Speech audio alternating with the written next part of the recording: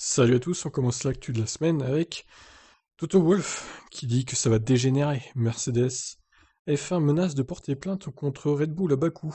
Les ailerons arrière flexibles devraient jouer un rôle certain à Bakou. Le ton est monté à l'arrivée du Grand Prix de Monaco du côté de Mercedes, probablement frustré par le résultat de la course. Wolff, directeur de l'équipe autrichienne, promet déjà du rififi hors piste à Bakou dans 2 semaines à propos des ailerons flexibles des Red Bull de Verstappen et Perez.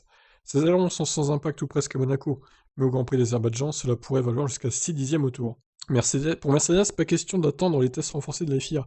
Après la prochaine course, les images filmées à Barcelone démontrent clairement, selon Mercedes, que Red Bull ne respecte pas les règles concernant la rigidité des parties aérodynamiques. Si l'affaire des ailerons Red Bull continue à Bakou et qu'ils ont l'avantage que nous avons vu, alors nous irons voir les commissaires. Et si ce n'est pas assez, nous irons au tribunal d'appel de la FIA. Si nous ne le faisons pas, la situation va dégénérer, explique Wolf. Les tests statiques de la FIA sont une chose, le comportement sur le circuit en est une autre, selon Toto Wolff.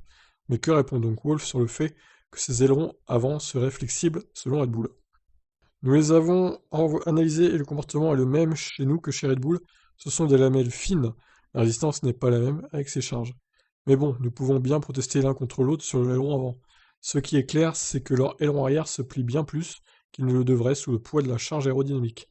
Pour l'instant, nous sommes laissés de nouveau, euh, dans le flou de nouveaux tests qui seront introduits après Bakou. C'est comme ça, mais nous sommes assez solides concernant notre position sur le plan réglementaire. Nous en parlerons en temps voulu. Aujourd'hui n'est pas encore le moment venu. Ok, bon bah...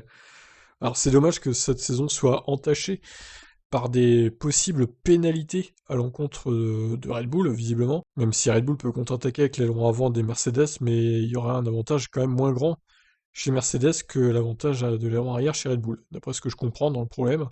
Donc, bon, à voir, écoutez, ça m'avait pas l'air de procurer un immense avantage à Barcelone pour Red Bull, mais à Bakou, c'est vrai que la ligne droite, elle est extrêmement longue, donc et le fait qu'il y ait des virages assez serrés après dans le tour, ça peut jouer fortement, plus qu'à Barcelone. Donc, à voir, écoutez, on va suivre ça de près. Pour l'instant, Red Bull a repris les commandes au championnat pour un point au constructeur, et ben, Verstappen, c'est pareil, il domine le championnat du monde des pilotes.